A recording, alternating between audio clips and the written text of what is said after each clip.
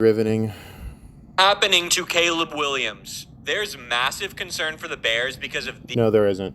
I'd like to just stop this right now. No, there is not any massive concern for Caleb Williams. This is basically the growing pains that we knew would happen coming in with Ben Johnson, throwing in an entirely new system at him, and being hard on Caleb to begin with. Actually, if you've paid attention to the Bears like I have, because I actually know what I'm talking about since I, am a real fan, not this guy who just takes what he does off the internet from baiters and liars and thieves who just want to make content.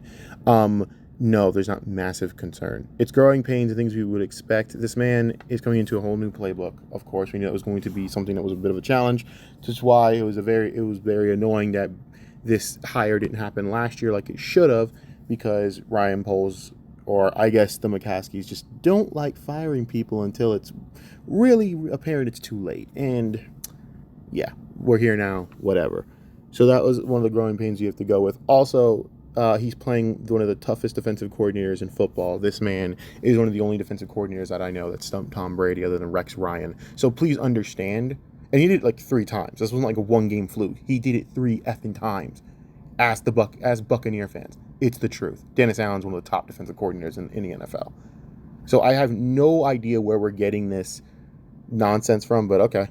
These clips that surfaced. On Bears Family Night, Caleb went 5 for 17 with 3 interceptions. Yeah, let me just stop you right there. No, he didn't. He actually didn't go for 3 interceptions. Here's how I know. People who were actually at the game debunked this.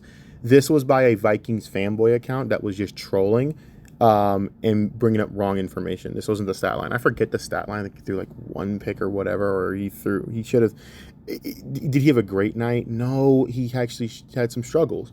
Again, Dennis Allen, I knew this was going to happen. The fact that these morons have no clue about football is what makes me laugh. If you had any actual IQ on this sport, you would know that this was going to happen at Dennis Allen's supposed to. By the way, this is good. This needs to happen for Caleb. You need to understand how to look at variable looks. So when you actually see base defenses, it's easier to make your reads. As where Dennis Allen, dude, he throws the kitchen sink at you and then reinvents another kitchen sink to drop on the back on the side of your head, and then comes at you from behind with a fucking tow truck, because that's what he does. Again, ask Tom Brady. Seriously, I hope they ask Tom Brady in the booth during Bears games to go, so how was it playing Dennis Allen? And the look on his face will tell you all you need to know, because I swear to God, if Tom could have killed him on that field, he would have. That's how good of a defensive coordinator Dennis Allen is. Not a great head coach, not at all. But as a coordinator, forget about it.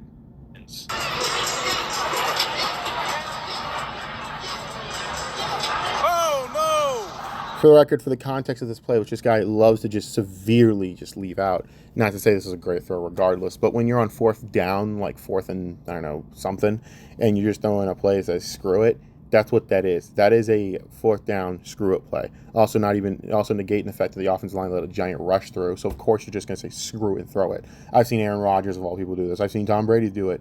Desperation time calls for desperation. Just throw it to the sky and pray to God that the heavens give you a gift. I've seen Josh Allen almost had that happen to him until the guy screwed up and blew it, which is fitting. Here's another low light.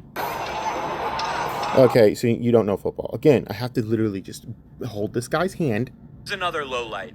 Here, dude, stick to your day job, because this is not going well for you. This is called the disguise blitz. So I can't. He cut the clip out. You suck so hard. Dennis Allen, like I said, throwing the kitchen sink and then hitting you in the back of the head with another kitchen sink, only to ram you in the back with a tow truck, because that's literally the style of defense. If you don't believe me, go ask the Dolphins. Tua Tagovailoa threw 3 picks against this defense. 3, count them, 3. But hey, all I'm saying is that guy's a Pro Bowl quarterback. And I know you have dumbass fans talking a bunch of shit about Tua, and that's fine. Like I said, if I have Tua Tagovailoa as my quarterback and I put a really great team behind him, I think I'm going to win a lot of games. The problem is the Dolphins have... I could go into the Dolphins for years, but I'm not going to. It'll take too long to go into the Dolphins issues, but understand, he threw 3 picks against this defense. 3. It was horrible. But you don't want to bring that up, huh, bro? Right. And by the way, this right here is because the rush and the disguise blitz got to him. This was a disguise blitz. It was well-timed. I mean, the blitz was so well-timed. Instead of giving props to the defense, which, again, just took and dismantled the Dolphins, you don't want to give any credit to that. That's what I can't stand about this. Of course, the defense is supposed to be ahead of the offense. This was something we knew was going to happen. Dennis Allen is so good at his effing job. I don't think you guys realize how good this defense is going to be this year. And it's going to shock a lot of you. And I'm not going to be the one that's shocked because I damn well knew when we hired him was the best hire coordinator-wise of the offseason. I'll say it. It is. This man, again, 3 times, not just 1, not just 2, 3 mother effing separate occasions, took Tom Brady and made him want to jump headfirst off a cliff. This man hates him. I mean, it might have been 4 times. It was terrible, bro. I mean, the first game, they kicked their ass. Now, that's the first game of Tom Brady under the Buccaneers, whatever. Second game, tough. I think they won that. I think they lost that game, too. That was tough. Then the playoffs, he won, but he didn't do well. Next game, I think he played against them. He didn't do. My point is, Dennis Allen has always made Tom Brady's life a living mother effing hell. I can show you the tape. It is ridiculous. And I could also show you the tape of where Tom Brady is literally on, like, yelling at the sideline at Dennis Allen. What does that tell you? I'm just saying. In addition, here's him after he missed every throw on this practice drill. Also missing, also just like not giving good context. So what? First of all, the context of your miss, you just, again, no context. Bro, if this is crazy for you, you don't know ball. You just don't. You guys would think Tom Brady is the biggest emotional crybaby, whiny baby, like, of all time. Like, and by the way, the reason I hate this is because Chicago media is the one helping push this shit. So I can't even get mad anymore at this type of crap being thrown out there nationally by idiots, because our local media is full of idiots. Let me explain to you something as someone who actually studies this sport and watches it. If you think this is bad, you would think Peyton Manning should belong in an institution. You remember that SNL skit with Peyton Manning, berating those kids, and he threw that fucking football at the back of the kid's head? That wasn't a joke. No, that wasn't a joke whatsoever. None of that was a joke.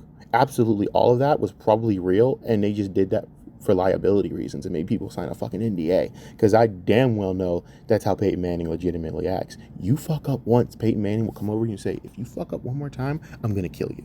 And he means it too. He's going to kill you. You think your career will be cut short like a motherfucker. Tom is going to have a little restraint. I think Tom has shown patience.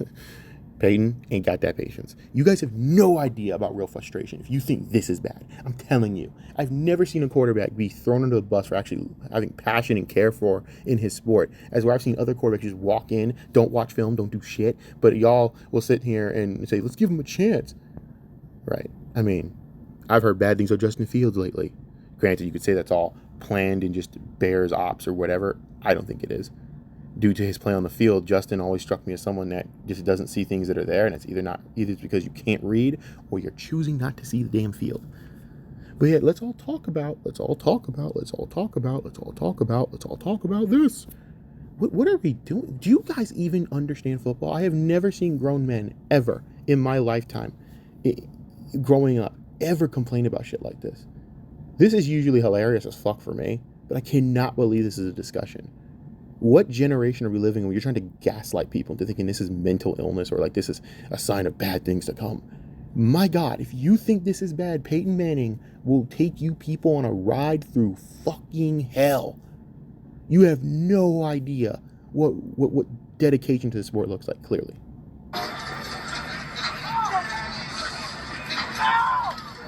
I don't see what's wrong with it. It's called frustration. It's called caring about your sport. If you're not acting like this in training camp, you are not committed to this sport. End of story. I'm not even having this discussion. This is a joke.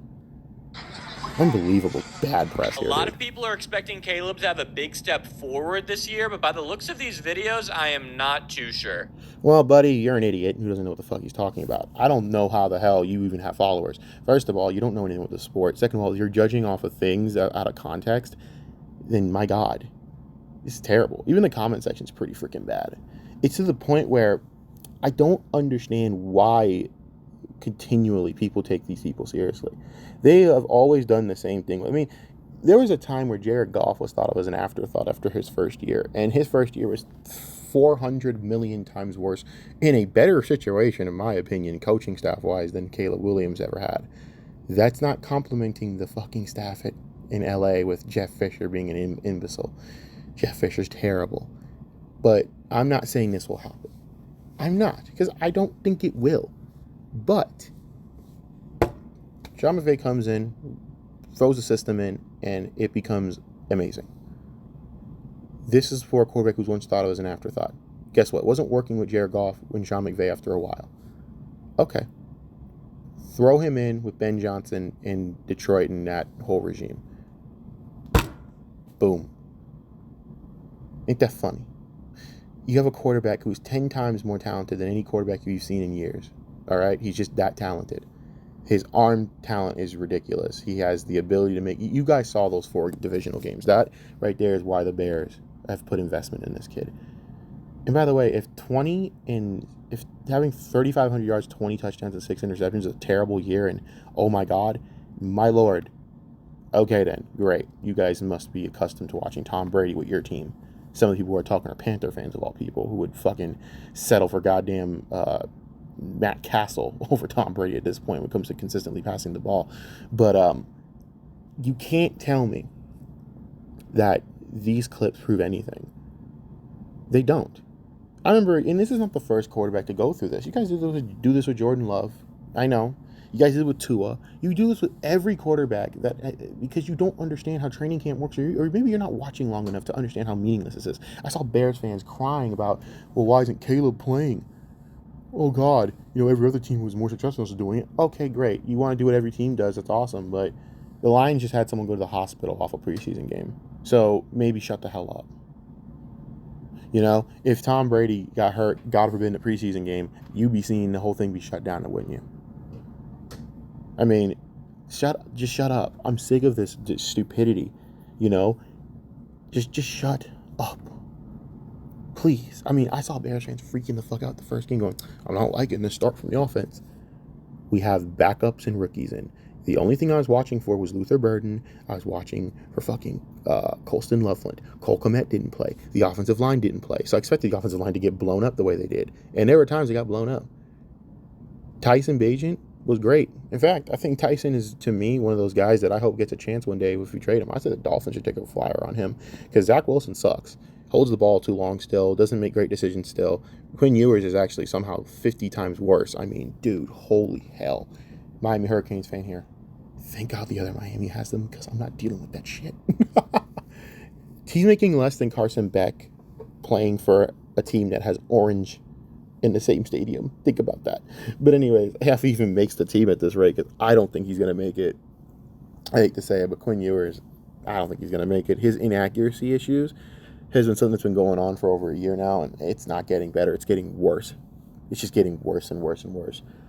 I'm not a big fan of any of these quarterbacks for the Dolphins, clearly so. And the reason it's a worry is because of Tua and his health concerns. So at some point this season you're going to think about if and when another guy is stepping up. And Tyson Bagent would be a perfect guy to ask because he clearly has ability and confidence in what he's doing. But that's just me as a Bears fan. I don't know. I saw some of the throws he was making. It was pretty nice. I mean, that one throw to the back of the end zone. I forget his name, Smith, I forget. But 13, he just fucking nailed the throw. And it was a phenomenal catch. It reminded me of the Ben Roethlisberger throw to freaking Santonio Holmes. Dot right there, only he could get it, and only he could put his foot down. Boom. No one else could get that ball. So, at the end of the day, man, everyone flipped out. Manung Nai is, like I said, is going to make the team. I told you guys from the moment we drafted him, this kid's going to make the team. I don't know how he dropped in the 7th round the way he did. Sorry. Shut up, fool.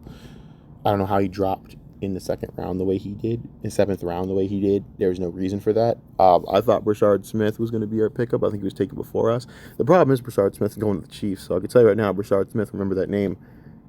He's going to be a pain in the ass in the NFL, and he went to the worst team to be a pain in the ass for. But Manung Nai is a stud. Is he the fastest? No, I'm surprised he was on kickoff returns. I was like, why are you on kickoff returns? You're not fast. But that boy is a load. You saw the way he was running. He runs with force, and his vision is impeccable. I haven't seen a running back with that type of vision, and this is high praise coming out of my mouth, so please understand. Since Matt Forte, that is high praise coming out of my mouth. Even Montgomery struggled at times with vision. That was vision. The one play where he's sitting there, he just stops for a half second, like a quarter of a second, and I'm just thinking, holy shit, he's seeing the other side of the fucking block. He's waiting for the block to develop. Bam. I'm like, This is a rookie who showed more patience than I've seen pros. All right, he has better. He looked like he had better vision than Swift. Now, granted, this is gonna be a whole new offense. We'll see how Swift does. I've watched Swift long enough, and then me and my dad were watching. He goes, wait for all the players to see how they do in the system before we start. But I'm gonna be like, yeah, but I've seen DeAndre Swift in Philly, and no, he doesn't do that. Even in Philly, who has a god level offensive line, no. One of the problems with Swift is there's times he has vision. There's times he's like, where are you running to, bro? But Monongai, the way he just was so key on finding the hole, and he knew how to stop, look, boom, go. And I'm gonna tell you right now, you watch for that kid. He's gonna be very key this season. Pass protection is gonna be something he has to work on now. If you're gonna see the field, you got to pass protect. But I think that should be something due to catching onto the scheme. A lot of the guys look a step late on the system, which means that this team. That they're catching up on the system still, and that is fine. This tells you how intricate the system's going to be. I'm not worried. I think Bears fans who are worried about Caleb Williams, you're just being stupid. I think you need to stop this, as we've done this for so many years. Just let shit come into play. Okay, and I'm gonna tell you this right now. I'm gonna be real with you right now. There's a lot of promise with this team. There's two other things I want to talk about. Austin Booker, one of them. I am counting on big things from Austin Booker. Austin Booker is going to have a year that I'm thinking is going to be very key. We're going to be moving around. I forget the dude's name. The guy we got from Indy. I can't remember his name to save my fucking life. You know what I'm talking about. He's going to be moved around a lot this year. That was a Dennis Allen free agent pickup, so he's going to be versatile everywhere. You're going to see him in multiple positions. But to hold down that edge for it really consistently, you're going to need Austin Booker to be a big-time player. Unless that dude becomes unlocks his potential on day one and goes ham, which is possible. Who knows? He has ridiculous talent. Austin Booker to be needed. Austin Booker also has a lot of talent and upside. And from what I saw in this game, he was just a monster. He was everywhere.